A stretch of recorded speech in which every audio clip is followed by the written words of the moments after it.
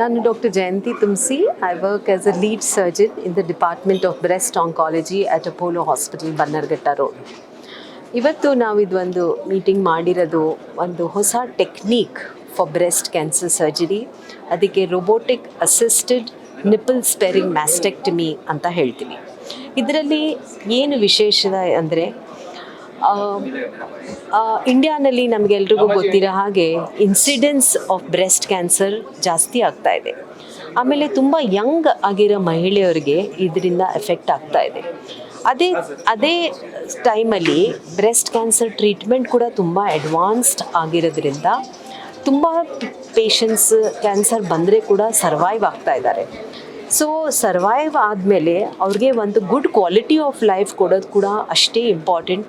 ಬರೀ cancer clearance ಅಲ್ಲ, giving a good quality of life ಕೂಡ ತುಂಬ ಫೋಕಸ್ ಇರಲೇಬೇಕು. ಅದನ್ನು ಮನಸ್ಸಲ್ಲಿ ಇಟ್ಕೊಂಡು ಅದನ್ನು with that in the thought we have done a new procedure which is called as robotic assisted nipple sparing mastectomy. ಅಂದರೆ ಬ್ರೆಸ್ಟ್ ಕ್ಯಾನ್ಸರಲ್ಲಿ ಕೆಲವು ಸತಿ ಪೂರ್ತಿ ಬ್ರೆಸ್ಟ್ ತೆಗೆಯೋದು ನೆಸೆಸಿಟಿ ಆಗುತ್ತೆ. ನಾವು ಇದನ್ನು ರೋಬೋಟಿಕ್ ಅಸಿಸ್ಟೆಡ್ ಮಾಡಿ ಒಂದು ಸಣ್ಣ ಇನ್ಸಿಷನ್ ಅಂದರೆ ಕಟ್ ಮಾಡ್ತೀವಿ. ಸ್ಕಿನ್ನಲ್ಲಿ ತುಂಬ ಸಣ್ಣದಿರುತ್ತೆ, ಕಂಕಳ ಕೆಳಗಡೆ ಸಣ್ಣ ಕಟ್ ಮಾಡಿ ಅದರ ಥ್ರೂ ನಾವು ರೋಬೋಟಿಕ್ ಮೆಷಿನ್ ಯೂಸ್ ಮಾಡಿ ಬ್ರೆಸ್ಟ್ ತೆಗೆದಿದ್ದೀವಿ. ಅದರಲ್ಲಿ ಸ್ಕಿನ್, ನಿಪ್ಪಲ್, ಆಮೇಲೆ ಏರಿಯೋಲಾ ಯಾವ್ದು ಹೆಲ್ದಿಯಾಗಿದೆಯೋ ಪೇಷಂಟಿದು ಅದನ್ನು ಇಂಟ್ಯಾಕ್ಟಾಗಿ ಇಟ್ಬಿಟ್ಟು ಒಳಗಡೆ ಬ್ರೆಸ್ಟ್ ಮಾತ್ರ ತೆಗೆದುಬಿಟ್ಟು ಅದರಲ್ಲಿ ನಾವು ಇಂಪ್ಲಾಂಟ್ ಹಾಕಿ ರೀಕನ್ಸ್ಟ್ರಕ್ಷನ್ ಮಾಡಿದ್ದೀವಿ.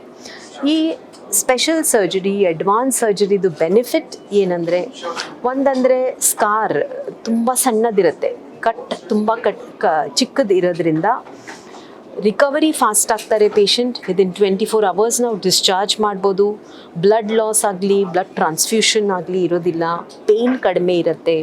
ಅವರು ಕೂಡಲೇ ಅವ್ರ ಕೆಲಸಕ್ಕೆ ಜಾಯ್ನ್ ಆಗ್ಬೋದು. ಇವತ್ತು ಒಂದು ಪೇಷಂಟ್ ಅವ್ರ ಟೆಸ್ಟಿಮೋನಿ ಕೊಟ್ಟರು, ವಿದಿನ್ ಫ್ಯೂ ಡೇಸ್ ಅವರು ಕೆಲಸಕ್ಕೆ ಜಾಯ್ನ್ ಆಗ್ಬೋದು. ಆ್ಯಂಡ್ ಓವರ್ ಆಲ್ ಕಾಸ್ಮೆಟಿಕಲಿ ನೋಡಿದ್ರೆ ಪೇಷಂಟಿಗೆ ತುಂಬ ಸ್ಯಾಟಿಸ್ಫೈಯಿಂಗ್ ಇರುತ್ತೆ. Thank you.